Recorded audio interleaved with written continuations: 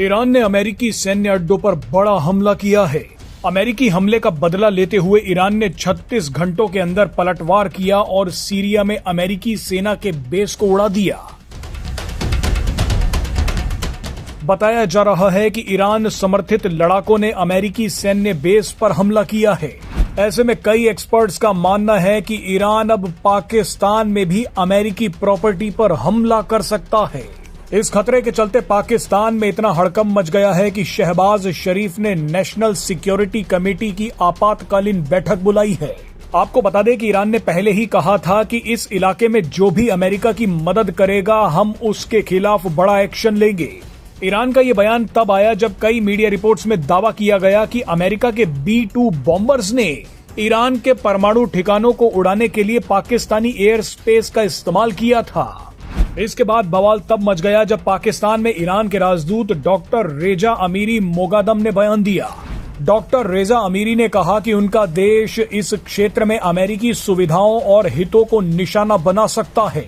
इसका सीधा मतलब ये है कि इस पूरे इलाके में अमेरिका की जितनी भी प्रॉपर्टीज हैं उन्हें निशाना बनाया जा सकता है। जिस इलाके की बात ईरान के राजदूत कर रहे हैं उसमें पाकिस्तान भी आता है। यानी एक्सपर्ट्स के मुताबिक अब ईरान के निशाने पर पाकिस्तान भी है। सतही तौर पर आपको ये लग सकता है कि ईरान और पाकिस्तान तो पक्के दोस्त हैं, एक दूसरे के लिए साथ खड़े दिख रहे हैं, लेकिन ये पूरा सच नहीं है। एक्सपर्ट्स का मानना है कि अपनी आत्मरक्षा के लिए ईरान पाकिस्तान पर भी हमला कर सकता है, जैसा हमला पिछले साल जनवरी में हुआ था जब ईरान ने पाकिस्तान पर मिसाइलें दाग दी थी। उस समय ईरान ने पाकिस्तान के कट्टर सुन्नी संगठन जैश अल अदल पर हमला किया था।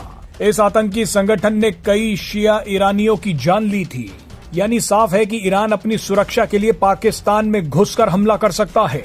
ऐसे में इस बार तो पाकिस्तान ने पूरे ईरान को ही मरवा दिया, अमेरिका से हाथ मिलाकर ईरान के परमाणु हथियारों को बर्बाद करवा दिया। जानकारी के मुताबिक अब ईरान सबूत इकट्ठे कर रहा है कि पाकिस्तान ने किस हद तक अमेरिका की मदद की है। ईरान को असली झटका तब लगा जब ईरानी सांसद पार्लियामेंट में खड़े होकर पाकिस्तान धन्यवाद और अमेरिका मुर्दाबाद के नारे लगा रहे थे, तो ठीक उसी वक्त पाकिस्तान के आर्मी चीफ असीम मुनीर डोनाल्ड ट्रंप के साथ लंच कर रहे थे। ईरान को दूसरा झटका तब लगा जब डोनाल्ड ट्रंप ने ईरान के सुप्रीम लीडर खामेनेई को मारने की धमकी दी, ईरान को सरेंडर करने के लिए बोला। लेकिन उसी वक्त पाकिस्तान ने अमेरिकी राष्ट्रपति डोनाल्ड ट्रंप को शांति का नोबेल पुरस्कार देने के लिए नामांकित कर दिया।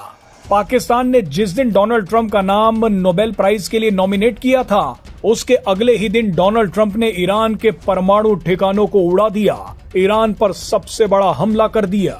ऐसे में ईरान पाकिस्तान से बहुत नाराज है।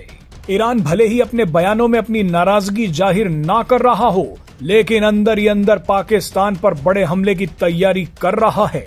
अफगानिस्तान के भी कई लोगों ने पाकिस्तान को सबसे बड़ा गद्दार देश कहा है, इस्लाम का सबसे बड़ा दुश्मन और अमेरिका का पालतू कहा है। ऐसे में एक्सपर्ट्स के मुताबिक ईरान पाकिस्तान को सजा दे सकता है। ईरान भले ही पाकिस्तान पर सीधा हमला ना करे, लेकिन कई मिलिटेंट ग्रुप्स के जरिए ईरान पाकिस्तान पर हमला करवा सकता है, पाकिस्तान में मौजूद अमेरिकी संस्थानों को उड़वा सकता है। ईरान की नाराजगी को देखते हुए ही पाकिस्तान के प्रधानमंत्री शहबाज शरीफ ने नेशनल सिक्योरिटी कमेटी की बैठक बुलाई है। इस बैठक में चर्चा की जा रही है कि पाकिस्तान में अमेरिका के वो कौन कौन से संस्थान हैं जहां हमला हो सकता है। इस बैठक में ये भी चर्चा की जाएगी कि डोनाल्ड ट्रंप और असीम मुनीर के एक साथ लंच की वजह से जो नुकसान पाकिस्तान को मिला है, उससे अब कैसे बचा जाए। पाकिस्तान वो सांप है जिसने ईरान, अफगानिस्तान, बांग्लादेश सबको डसा है, रूस से मदद ली है और यूक्रेन को हथियार दिए हैं, चीन से पैसा लिया है और अमेरिका की गोद में जाकर बैठा है। ऐसे मक्कार देश का खत्म होना जरूरी है।